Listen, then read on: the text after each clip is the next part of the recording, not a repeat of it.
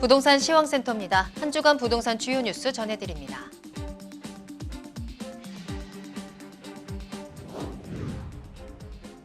악성 미분양 물량이 16년 10개월 만에 최저 수준을 기록했습니다. 그동안 아무리 줄어도 9천 가구를 웃돌곤 했는데 올해 7월 말 기준으로 8천여 가구 남짓으로 기록됐습니다.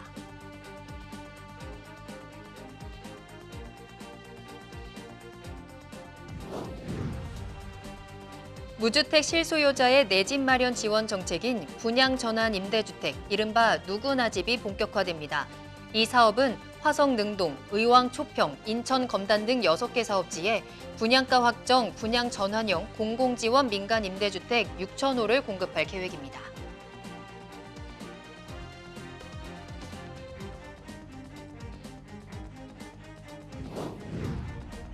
정부가 11월부터 신혼부부 생애 최초 특별 공급 물량 30%를 소득과 상관없이 추첨 방식으로 당첨자를 선정합니다.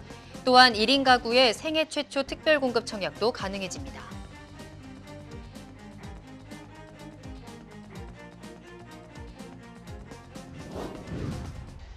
국토연구원과 주택금융공사 등이 함께 작성한 보고서에 현 정부의 부동산 정책을 이례적으로 비판하고 있는 내용이 담겼습니다. 해당 보고서에는 현 정부 출범 이후의 부동산 대책과 집값 급등으로 국민 불신이 심화됐다고 지적했습니다.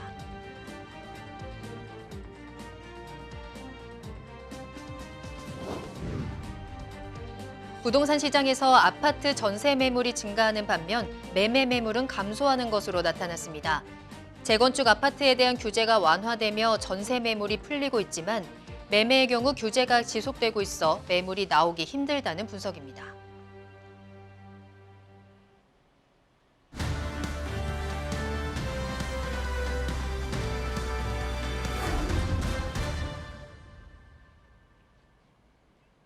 부동산 주요 뉴스입니다. 첫 번째 소식입니다. 악성 미분양 물량이 16년 10개월 만에 최저 수준을 기록했습니다. 그동안 아무리 줄어도 9천 가구를 웃돌곤 했는데 올해 7월 말 기준으로 8천여 가구 남짓으로 기록됐습니다. 김흥렬 기자가 취재했습니다. 악성 미분양으로 불리는 준공후 미분양 가구 수가 16년 10개월 만에 최저 수준으로 떨어졌습니다. 지난 7월 말 기준 전국의 악성 미분양은 8,500여 가구입니다. 2004년 9월 8,100여 가구 이후 가장 적은 물량입니다. 16년 10개월 동안 대부분은 수만 가구의 악성 미분양이 속출했습니다.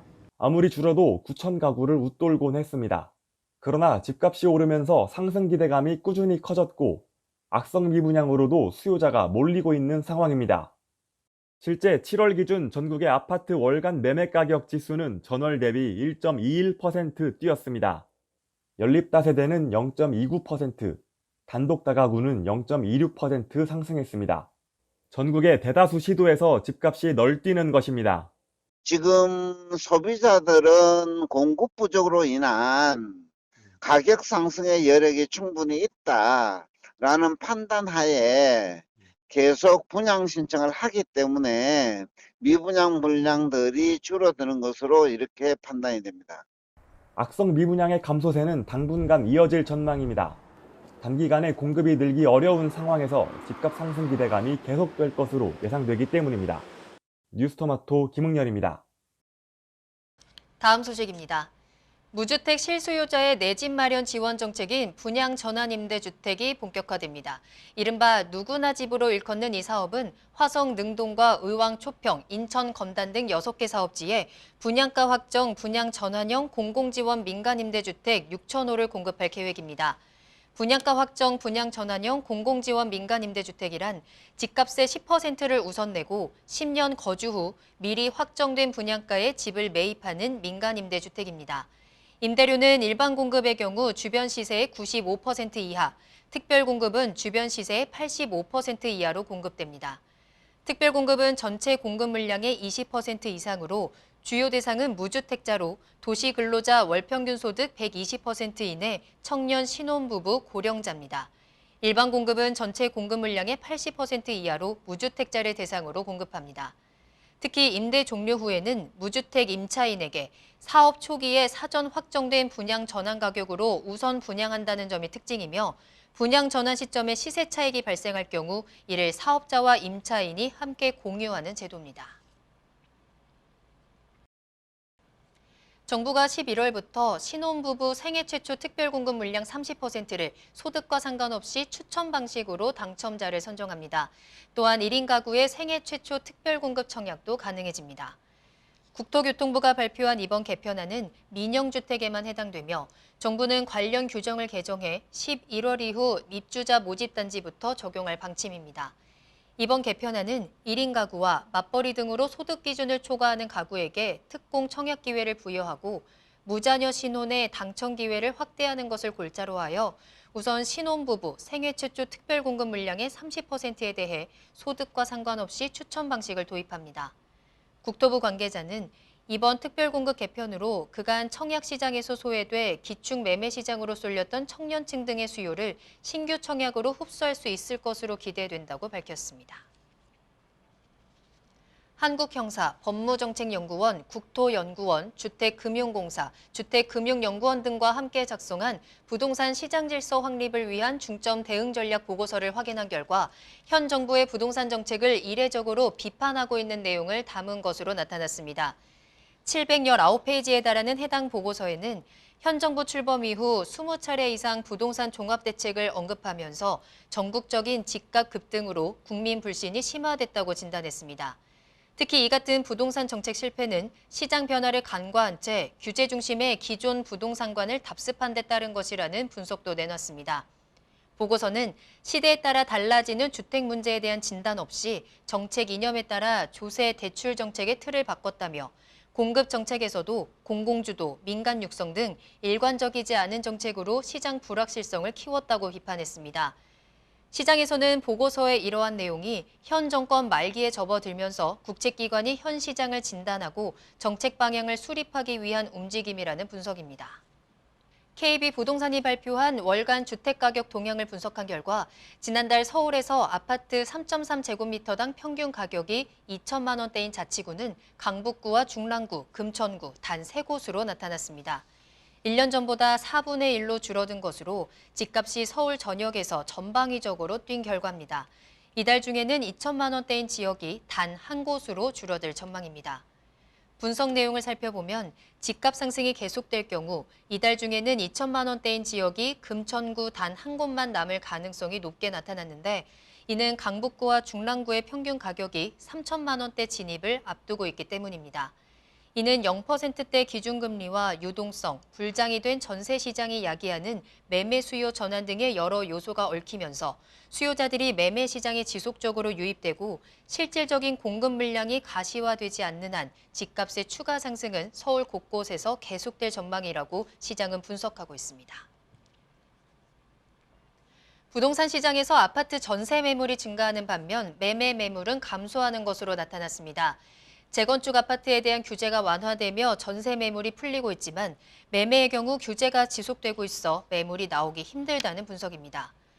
6일 부동산 빅데이터 업체 아실에 따르면 9월 전국 전세 매물은 총 76,232건으로 재건축 아파트 조합원에 대해 2년 실거주 의무 방침이 백지화된 7월 12일보다 8.6% 증가했습니다. 전세 매물이 가장 많이 증가한 지역은 전남입니다. 이날 기준 전남 지역의 전세 매물은 831건으로 지난 7월 12일 519건보다 60.1% 증가했습니다. 대전 전세 매물도 같은 기간 1,526건에서 2,247건으로 47.2% 증가했으며 울산도 1,092건에서 1,416건으로 29.6% 늘었습니다. 서울 지역도 재건축 아파트를 중심으로 전세 매물이 나오며 증가세를 보였습니다. 이 지역 전세 매물은 19,852건에서 22,596건으로 13.8% 늘었습니다. 이 기간 전세 매물이 감소한 지역은 부산과 경북 두 곳뿐이었습니다.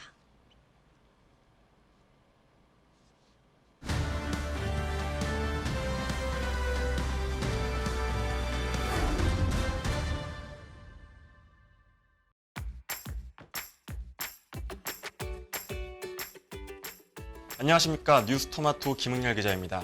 지표를 토대로 부동산 시장의 주요 흐름을 분석하는 위클리 부동산 시황입니다. 전국적인 집값 상승이 이어지고 있습니다.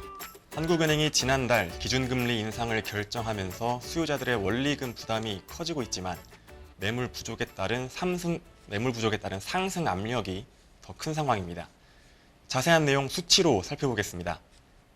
이달 1주차 전국의 아파트 매매 가격은 전주 대비 0.3% 올랐습니다.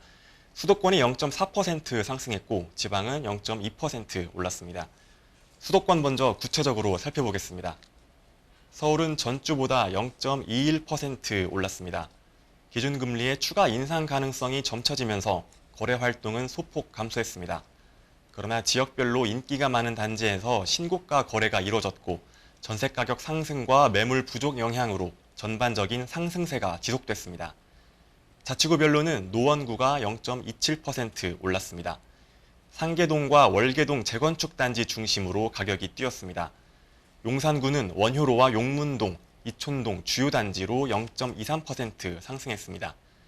마포구는 신공덕동과 신수동 일대의 구축 단지 위주로 0.2% 올랐습니다. 강남 3구 역시 상승세가 이어졌습니다. 송파구는 신천동과 잠실동의 재건축 인기 단지를 중심으로 0.27% 올랐습니다. 강남구는 도곡동과 개포동 인기 단지 중심으로 0.26% 뛰었습니다. 서초구도 잠원동과 서초동 일대의 저건축 아파트가 상승세를 견인해서 0.25% 올랐습니다. 강남에선 재건축의 상승세가 강하게 나타난 모습입니다.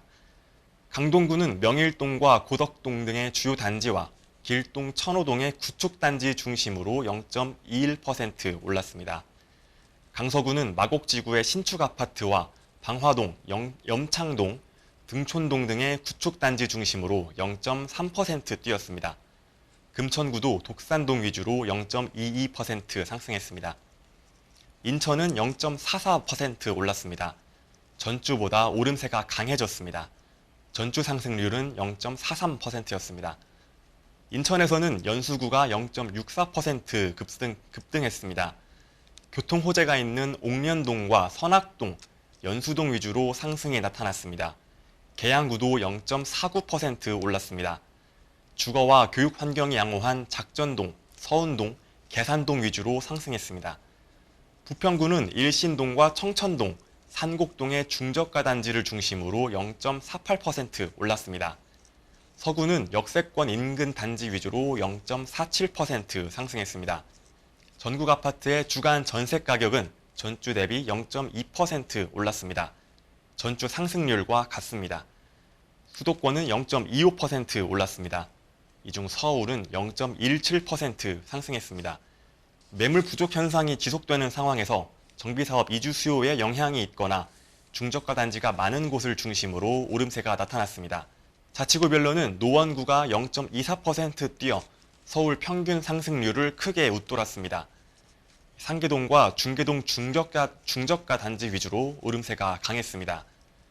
중구는 교통 여건이 양호한 만리동과 중림동의 중소형 단지가 오르면서 0.18% 상승했습니다.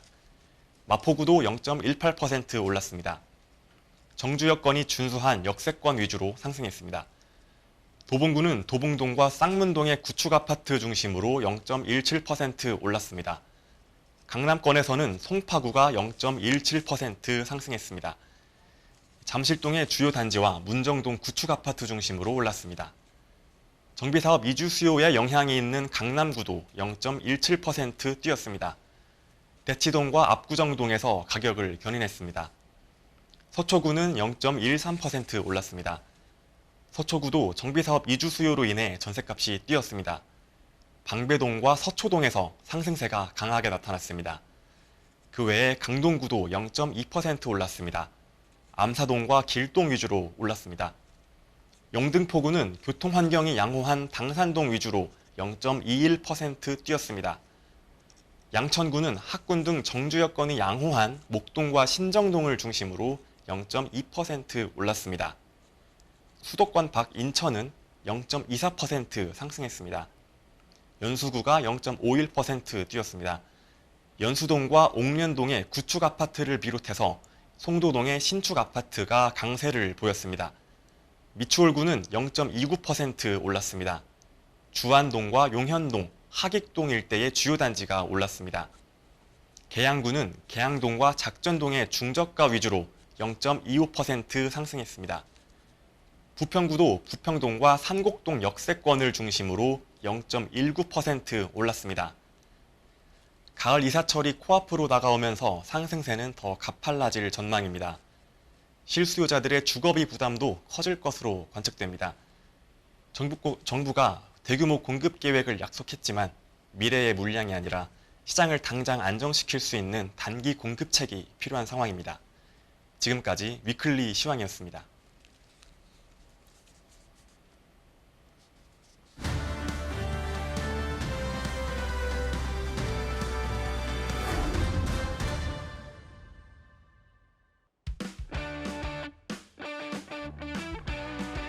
이번 주 주요 청약 정보를 확인하는 청약 캘린더 시간입니다. 오늘 김웅열 기자와 함께 이번 주 화제가 되는 청약 단지 살펴보겠습니다.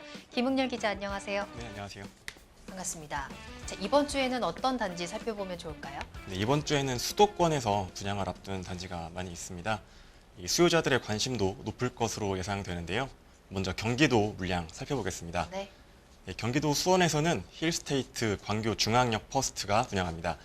지하 7층에서 지상 20층 그리고 4개 동 총 221가구 규모로 구성됩니다. 전용 면적은 60제곱미터에서 85제곱미터까지 있습니다. 전 세대 모두 포베이 설계가 적용되고요. 그리고 이 단지가 들어서는 광교 신도시는 총 3만 1000여 세대 그리고 7만 8천여 명의 인구가 계획된 행정복합 도시면서 자족형 신도시입니다. 그 중에서도 경기 융합타운과 다양한 인프라가 밀집한 광교 중앙역 일대가 이 지역을 대표하는 핵심 입지로 꼽힙니다. 경기 융합타운이 이 단지가 들어서는 곳인데요. 이 광교 신도시의 마지막 개발 지역입니다. 이 타운에는 경기도청 신청사를 비롯해서 경기도의회, 경기도교육청, 한국은행 경기본부, 경기도서관 등이 조성됩니다.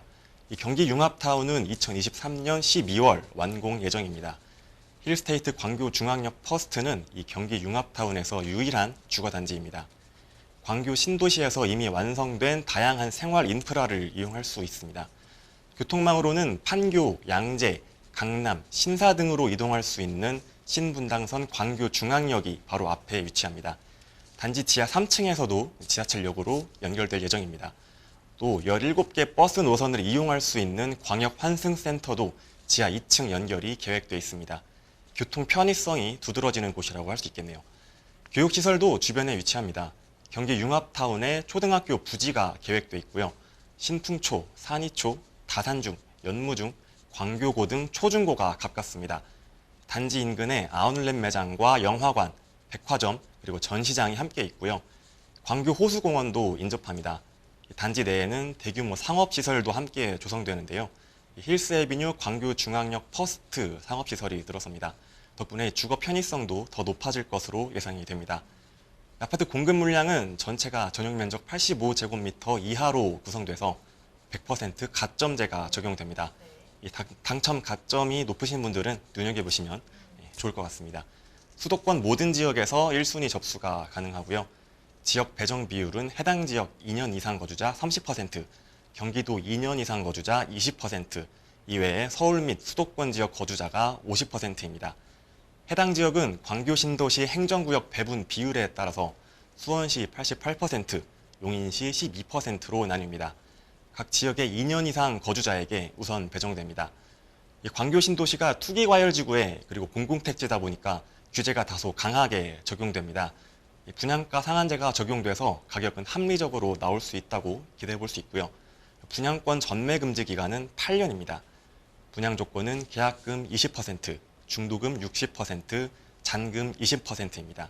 입주는 2024년 8월 예정입니다.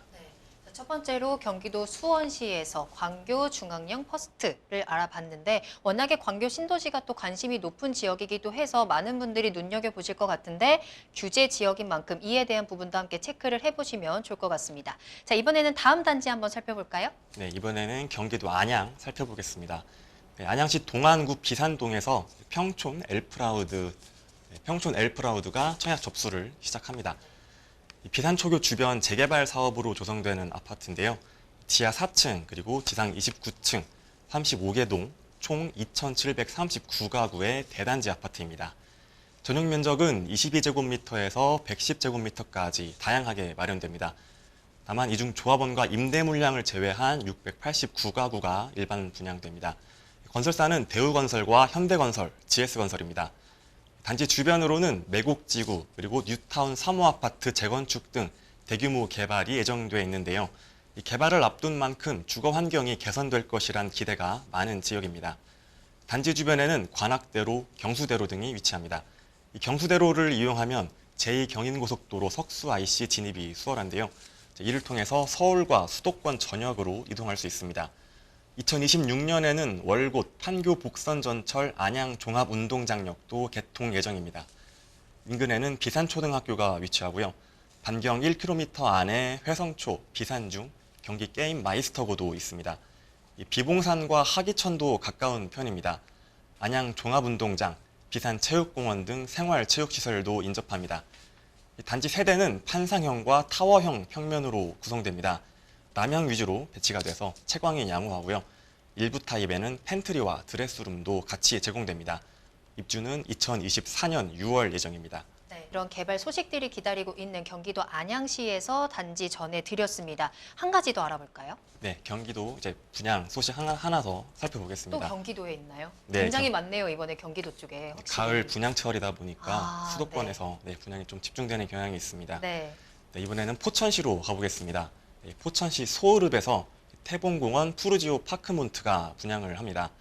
이곳은 지하 2층, 지상 20층, 그리고 8개 동 총 623가구 규모로 조성이 됩니다. 전용 면적은 84제곱미터부터 109제곱미터까지 중대형으로 구성이 되고요. 이 단지는 민간공원 특례 사업으로 지어집니다. 5만 제곱미터 이상인 도시공원 계획부지 중에서 70% 이상을 공원으로 조성해서 지자체에 기부 찬합하고요. 나머지 30%는 주거시설로 조성하는 사업입니다. 이 때문에 녹지가 풍부하고 인근에 다른 공원도 있어서 공세권이라는 평가를 받습니다. 단지 내부에도 인근 녹지와 연계한 조경시설을 배치해서 주거 쾌적성이 양호할 것으로 예상됩니다. 주변으로는 서울 지하철 7호선 연장선인 소울역이 들어설 예정입니다. 이 노선이 개통되면 서울 강남권으로 접근하기가 더 용이할 전망입니다. 우체국이나 세무서 등 관공서도 가까운 편이고요. 대형마트와 병원, 영화관도 인접합니다. 태봉초, 송우중, 송우고 등도 도보권에 있습니다. 아파트를 짓는 대우건설은 다양한 특화 상품을 적용했는데요. 전 타입의 계절 수납이 가능한 대형 현관 창고를 배치했습니다. 그리고 이 스타일러와 의류 수납장을 비치해서 현관에서 옷 정리가 가능한 클린존, 그리고 슬라이딩 도어와 타일 마감 등으로 집안에서 테라스 느낌을 낼 수 있는 공간인 그린라이프 테라스 설계도 유상 옵션으로 제공합니다. 현관 앞 일정 거리 이내에는 사람이 접근하면 자동으로 촬영하는 스마트 도어 카메라가 설치되고요. 공용 공간에는 고화질 CCTV 카메라, 그리고 무인 택배 시스템 등이 도입됩니다. 이외에도 에너지 사용량을 실시간으로 확인할 수 있는 실시간 에너지 모니터링 시스템, 외출할 때 현관에서 일괄 소등과 가스 밸브 잠금, 그리고 엘리베이터 호출 방범 설정이 가능한 스마트 일괄 제어 스위치 등도 함께 적용됩니다. 주변의 환경이라든지 또 단지 내부도 굉장히 다양한 시스템들로 가득 차 있는데 아무래도 수도권이다 보니까 규제를 받는 건 아닐까라는 부분도 좀 걱정이 될 것 같거든요. 포천은 어떤가요? 포천은 비규제 지역입니다. 네. 네, 부동산 규제가 하도 심하다 보니까 이제 규제가 얼마나 받는지도 이 시장 수요자들에게 있어서 상당한 관심거리인데요. 포천은 비규제 지역으로 이제 분류가 되다 보니까 규제 강도가 좀 덜합니다. 네. 그래서 재당첨 제한과 거주 의무 기간도 없고요. 주택담보대출 비율, LTV죠. 이 LTV 비율도 최대 70%를 받을 수 있습니다. 다주택자도 주택담보대출이 가능하고 무주택자와 1주택자는 취득세 중과가 되지 않습니다. 청약은 통장 가입 기간 1년 이상이고 지역 그리고 면적별 예치금을 충족하면 주택 소유 여부와 상관없이 세대주와 세대원 모두 1순위 접수를 할 수 있습니다. 이 준공전 분양권 전매도 가능합니다. 중도금 전액의 이자 후불제 대출도 적용이 되고요. 입주는 2024년 12월 예정입니다. 자, 이번에는 그래도 경기도 외 지역도 한번 살펴보면 좋을 것 같은데 어디 있을까요? 네, 이번에는 인천으로 가보겠습니다. 네. 네, 인천에서는 한신공영 컨소시엄이 영종 하늘도시에서 영종 하늘도시 한신더휴 2차 아파트를 분양합니다. 지하 1층 그리고 지상 22층 12개 동으로 조성되고요. 전용 74제곱미터부터 84제곱미터까지 총 870가구 규모입니다. 공공기관과 민간 건설사가 공동사업 방식으로 공급하는 민간 참여 공공분양 단지입니다. 주변 시세와 비교해서 합리적인 분양가가 책정이 되고요. 인근으로는 인천 하늘초가 인접해 있습니다. 그리고 별빛초와 영종초, 중산초, 중산중, 중산고 등 각급 학교도 가깝습니다. 단지 인근에는 하늘대로가 위치해서 지역 내 이동도 쉽습니다. 영종 IC와 금산 IC도 가까워서 청라 국제도시 그리고 송도 국제도시로 쉽게 오갈 수 있는 점도 특징입니다. 차량 10분 거리에는 공항철도 운서역이 위치합니다. 이 밖에도 인천 중구 중산동에서 서구 청라동을 잇는 왕복 6차로 규모의 제3연륙교가 2025년 개통 예정입니다. 개통 시에는 서울 서부권까지 30분대로 이동 시간이 줄어들 전망입니다. 그리고 영화관과 병원, 식당가 등이 조성된 상업지구도 단지와 가깝습니다. 중구 운남동의 국민체육센터와 공공도서관, 종합사회복지관, 복지시설 등으로 구성되는 영종국제도시 복합공공시설 건립사업도 2024년 준공 예정입니다. 단지는 남양이주의 배치와 넓은 동간거리를 확보했는데요. 단지 면적의 40%가량을 조경에 할애해서 친환경 생태단지로 구현한 점도 특징입니다. 내부는 대체로 포베이 구조 설계를 적용을 했고요. 친환경 마감재도 도입했습니다. 1순위 청약은 14일이고요. 입주는 2024년 1월 예정입니다. 9월은 확실히 9월이네요. 지금까지 중에 가장 많은 단지들을 소개해드린 것 같은데요. 각 단지별로 장점이라든지 특징까지 꼼꼼하게 전해드렸습니다. 자, 김은열 기자 오늘 수고 많으셨습니다. 감사합니다. 네, 풍성한 가을, 풍성한 분양시장 기다리고 있습니다. 여러분들의 좋은 소식도 기대하고 있겠습니다. 자, 부동산 시황센터 오늘 여기까지고요. 저는 다음 이 시간에 돌아오겠습니다. 시청해주신 여러분 고맙습니다.